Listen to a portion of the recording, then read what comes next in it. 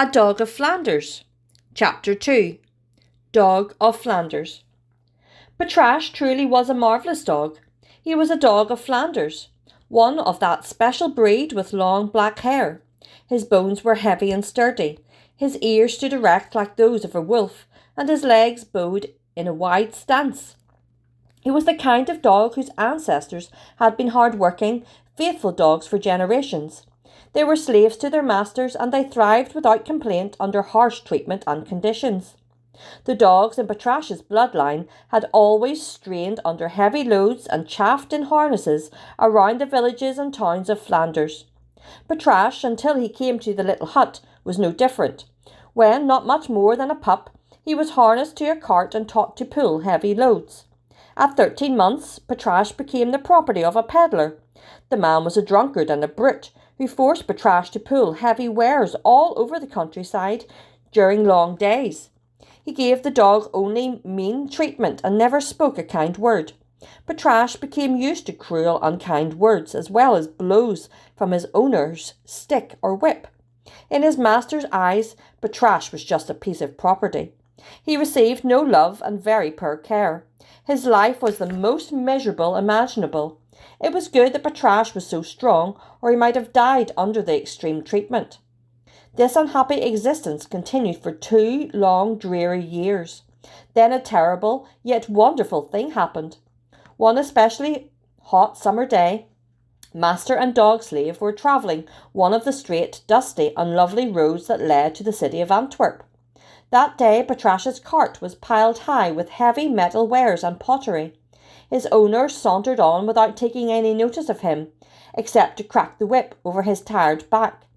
The peddler stopped several times to refresh himself, but never allowed Patrash to rest for even a moment. He would not even let him drink the stale water of the canal. Instead, the poor dog was forced to go on under the pitilessly hot noonday sun.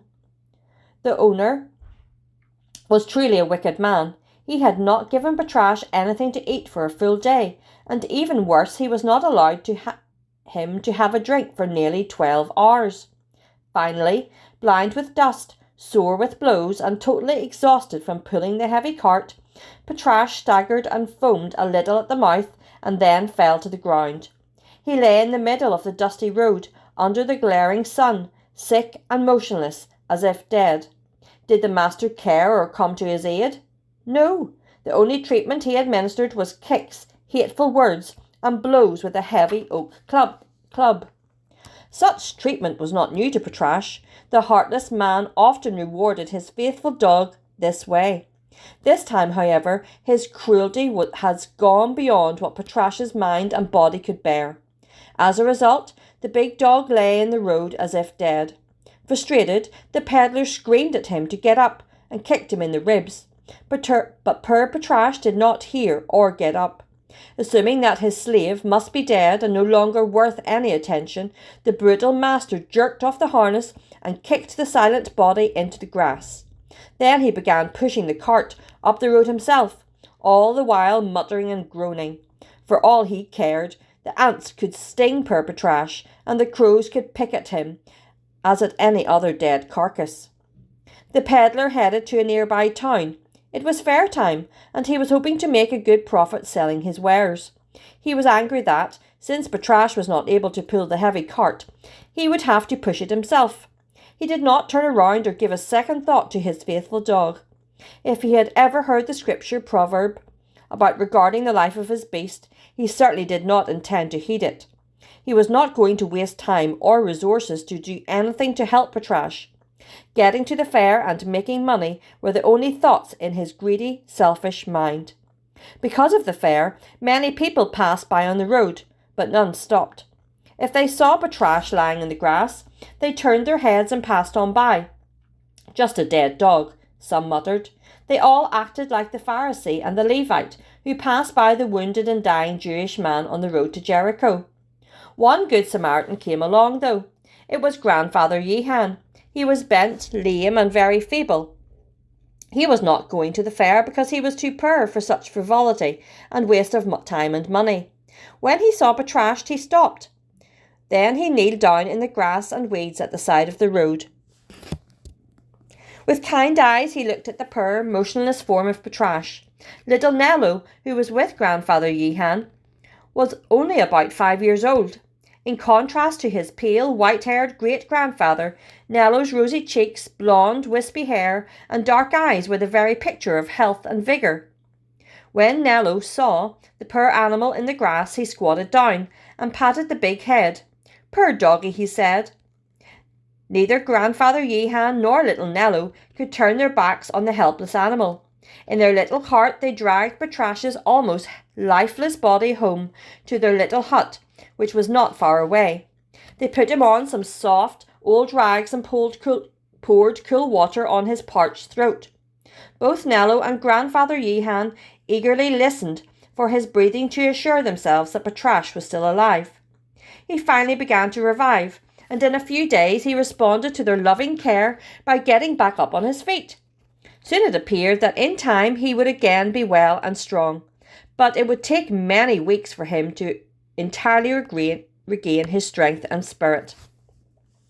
While Nello and his great-grandfather nursed Patrash back to health, they became very fond of the big dog. The hut had been a rather lonely place.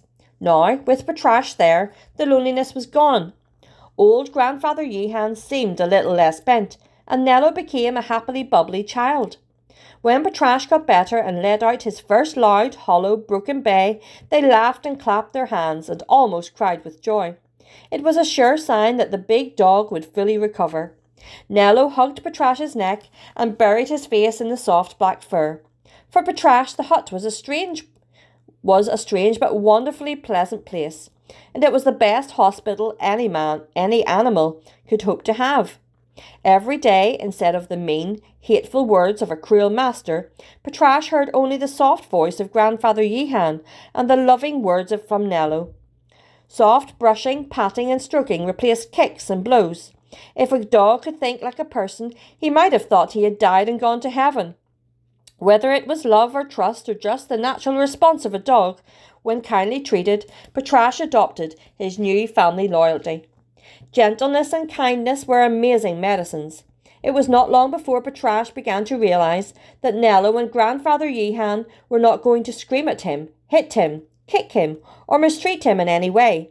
They gave Patrash the best accommodations their home could provide.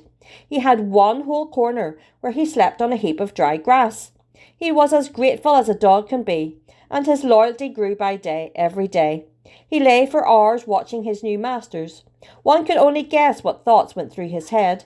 When he was strong again, he would find a way to show his gratitude and devotion. His spirit was getting restless. He could not just lie around the hut forever, no matter how comfortable he was.